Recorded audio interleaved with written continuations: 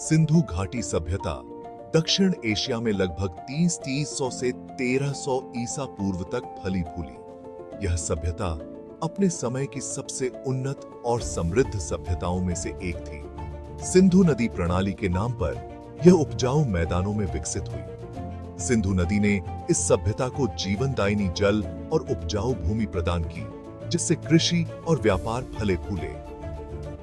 अपने शहरी नियोजन, जल निकासी व्यवस्था और प्रभावशाली वास्तुकला के लिए जानी जाने वाली यह सबसे उन्नत सभ्यताओं में से एक थी। उनके शहरों में सुव्यवस्थित सड़कों और घरों के साथ साथ सार्वजनिक स्नानागार और जल निकासी प्रणाली भी थी। इस सभ्यता का विस्तार वर्तमान पाकिस्तान, भारत और अफगानिस्तान के कुछ हिस्सों तक था। इसके प्रभाव का क्षेत्र बहुत व्यापक था, जो इसकी सांस्कृतिक और आर्थिक शक्ति को दर्शाता है।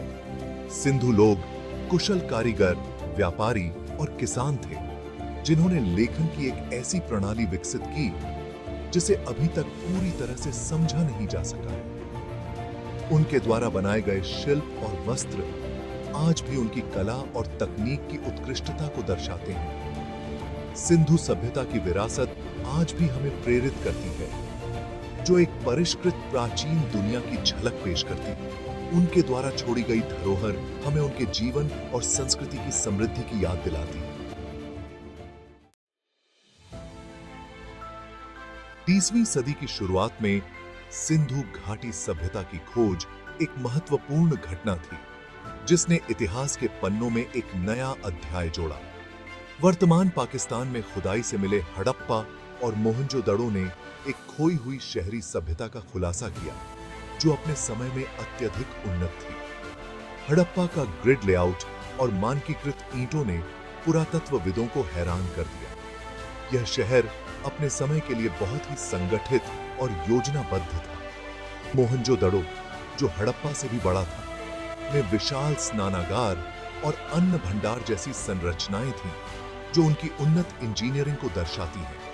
इन शहरों ने सिंधु लोगों के शहरी नियोजन और दैनिक जीवन में महत्वपूर्ण अंतर्दृष्टि प्रदान की। उनके द्वारा उपयोग किए गए उपकरण और कला के नमूने उनके जीवन के बारे में बहुत कुछ बताते हैं।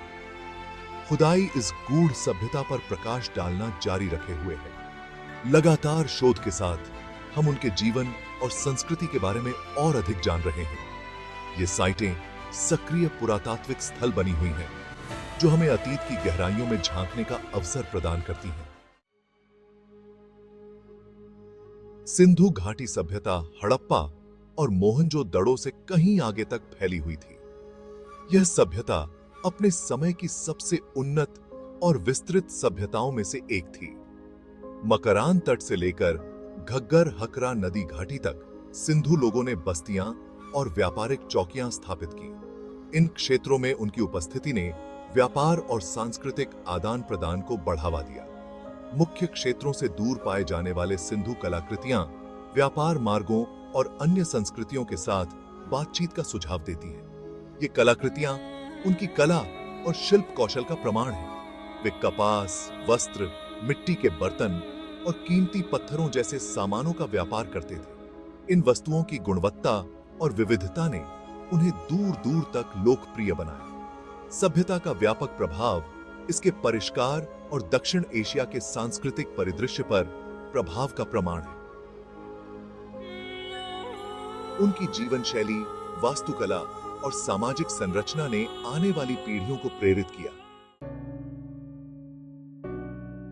भाग 4, अजूबों के शहर, हड़प्पा और मोहनजोदड़ो। ये शहर शहरी नियोजन और इंजीनियरिंग कौशल का उदाहरण देते हैं। उनके ग्रिड जैसे लेआउट ने आसान आवाजाही और कुशल जल निकासी की सुविधा प्रदान की। मानकीकृत ईंटें केंद्रीकृत उत्पादन और योजना का संकेत देती हैं। सार्वजनिक स्वच्छता प्राथमिकता थी, जिसमें विस्तृत जल निकासी व्यवस्था और निजी शौचालय थे। मोहनजोदड़ो का विशाल स्नानागार जल प्रबंधन की उनकी उन्नत समझ को प्रदर्शित करता है। भाग 5, कृषि और पशुपालन। सिंधु लोग कुशल किसान थे, जो गेहूं, जौ, मटर और दाल जैसी फसलें उगाते थे। वे सिंधु नदी के बाढ़ के पानी का उपयोग करके सिंचाई करते थे। पशुपालन आवश्यक था, जिसमें पालतू मवेशी, भेड़, बकरी, सुअर और भैंस शामिल थे। ये जानवर मांस, दूध, ऊन प्रदान करते थे और जुताई और परिवहन के लिए उपयोग किए जाते थे। कृषि अधिशेष ने शहर के विकास और विशेष शिल्प और व्यापार का समर्थन किया।